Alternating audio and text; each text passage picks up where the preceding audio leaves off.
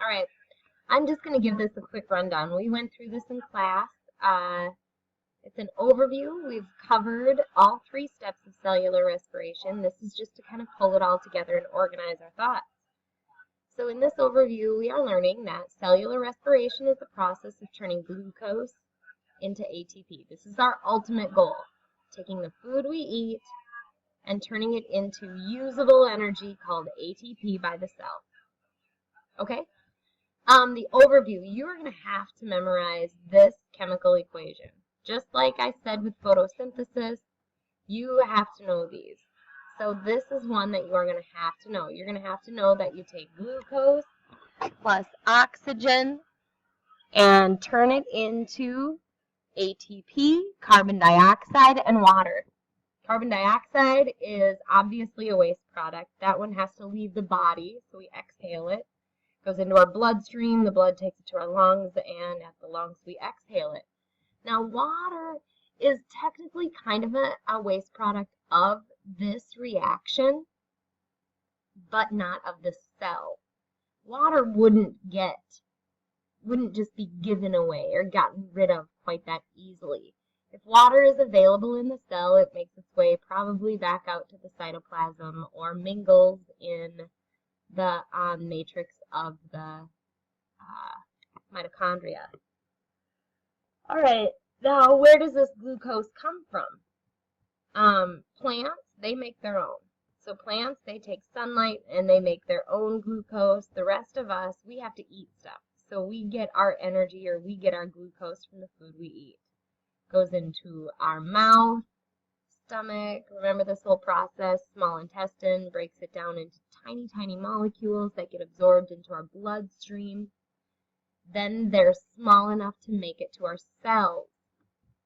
And ATP is then made in the mitochondria inside our cells. All right, so this process of turning glucose into ATP happens in 3 phases: glycolysis, Krebs cycle, electron transport chain. Okay, so let's talk about each of these 3 steps. First, glycolysis. You remember from our notes we learned that glyco refers to sugar and lysis is to split. So glycolysis literally means splitting sugar. This happens in the cytoplasm because I always like to think of it like this. Like glucose is a big molecule. In fact, when it comes into the cell, it has to come into the cell through a process called endocytosis. So I'm just going to quick show you.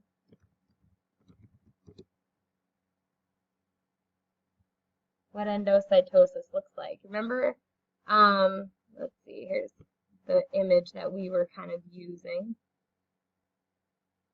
Let's say a big molecule instead of all these little molecules, but let's say we're talking about a big molecule needs to make its way into the cell. So glucose at the cell membrane has a key that tells the cell, yes, you want to bring me in, I'm safe. So the cell starts to form a membrane around it, pulls it into the cell. So the cell membrane has a way of pulling this big molecule inside, but the mitochondria does not. At this point, glucose is too big to fit into the mitochondria, so we have to split it into 2 pieces. So this happens in the cytoplasm because we haven't made it small enough to fit in the mitochondria yet.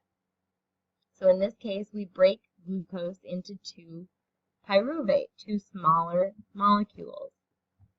Then we take that pyruvate to the Krebs cycle.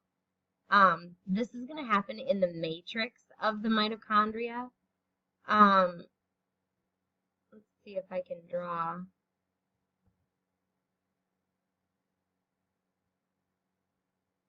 So if you remember, let's see where we're at.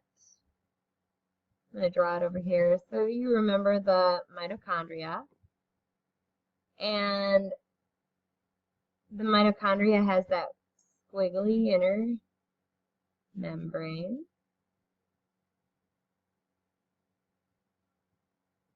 So it has two membranes. Here we've got our squiggly inner membrane and our outer membrane. This is going to happen, let's see, where are we at here? Krebs cycle is going to happen in the matrix. The matrix is this stuff here inside that inner membrane, so the very middle of the matrix, or of the mitochondria. So we have glucose out here, it gets split into two smaller molecules. We bring those two smaller molecules into the matrix. And here we have a whole bunch of chemical reactions that happen. So we usually show this as a series of circles. A circle of arrows is what I'm trying to say. Meaning that we have this pathway that keeps repeating itself. And a pathway is just one set of reactions leading into another. Kind of like a relay team of chemical reactions. We do make some ATP here. We also make some ATP in glycolysis, but it's not enough to live off of for very long. And so it's a bonus, awesome, but that's not the main goal. The main goal of the Krebs cycle is actually to extract as many electrons, as possible. Oops, I didn't fill that part in.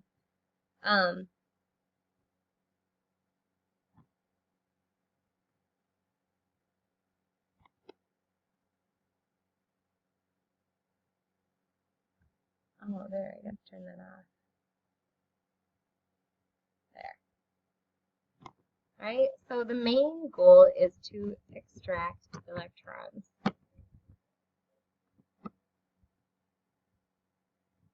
Now remember, those electrons are too full of energy to just let them loose. They'll be damaging.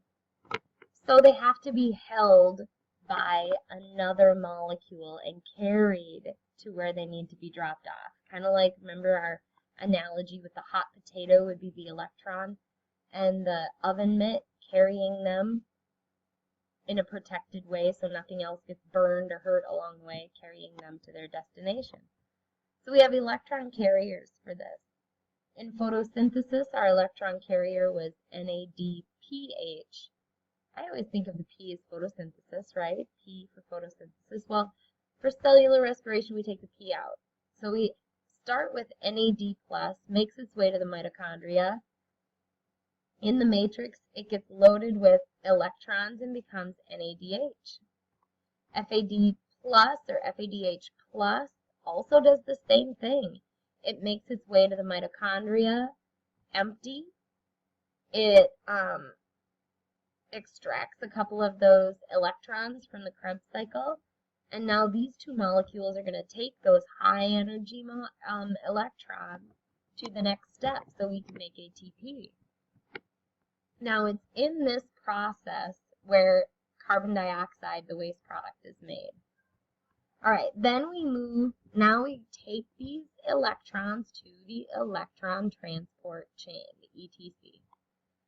The ETC happens in what we call the cristae of the inner membrane of the mitochondria. So let's show quickly where the cristae is. Let's see, we'll use green. I like green. Maybe not.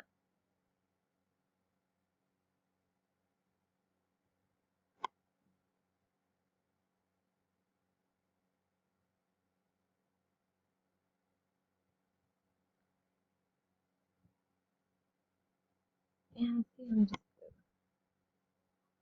anyway, I'm just going to point them out because this is going to get too complicated in this video, but the cristae are those, the peninsula part, this part of the inner membrane that reaches out towards the outer membrane.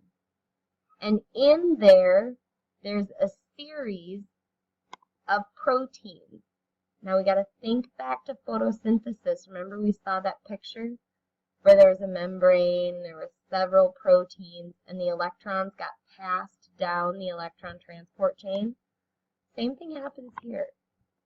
And as it gets passed down the electron transport chain, protons, and remember protons are hydrogen ions, they get pushed to this inner, or the intermembrane space.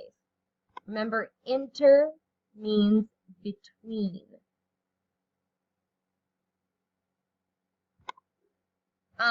So this would be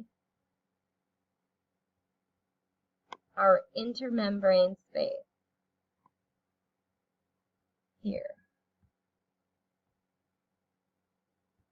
And so what happens is, as those electrons pass down the chain, they're pushing protons or hydrogen ions into this space. And we create what's called a proton gradient. Remember a gradient from cell transport? We talked about that, where molecules want to spread out, so they end up getting pushed to where there's more room. Well, this gradient, because those electrons are pushing protons into this little space, they get crowded.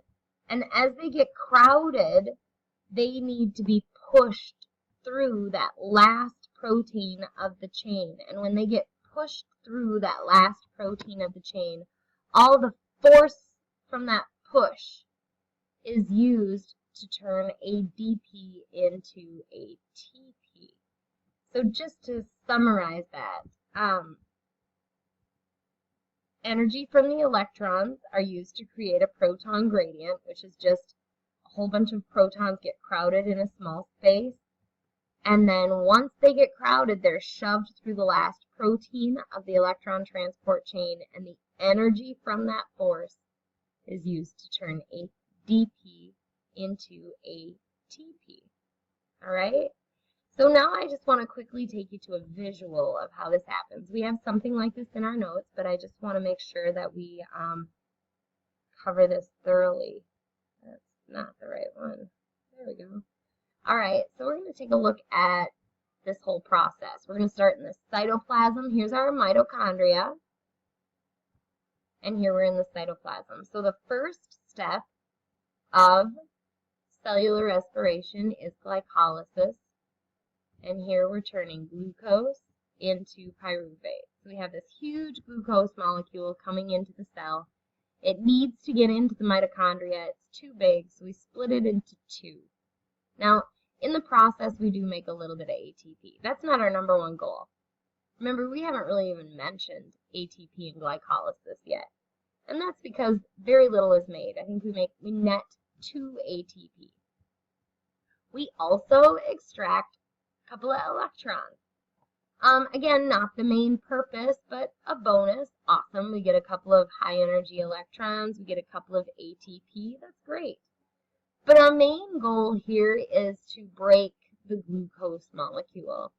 Now we're going to follow those pyruvate. Now that we've broken the glucose molecule, that pyruvate can make its way into the mitochondria. So pyruvate enters the mitochondria, and in the matrix, we begin the Krebs cycle. Now, once again, during the Krebs cycle, we do make a little bit of ATP. Really not a lot. A couple of molecules of ATP. The cell can use it instantly, but that's not the main purpose of the Krebs cycle either. The main purpose of the Krebs cycle is to extract electrons. So we're going to pull out a whole bunch of electrons, store them on these two electron carriers, and take them to the final step, the electron transport chain, and that's where we make almost all of our ATP. In fact, here we make anywhere from 32 to 34 ATP per glucose. So just a quick rundown. We break the glucose molecule, we extract the electrons, and then we use the electrons to make ATP. And there's your rundown of cellular respiration.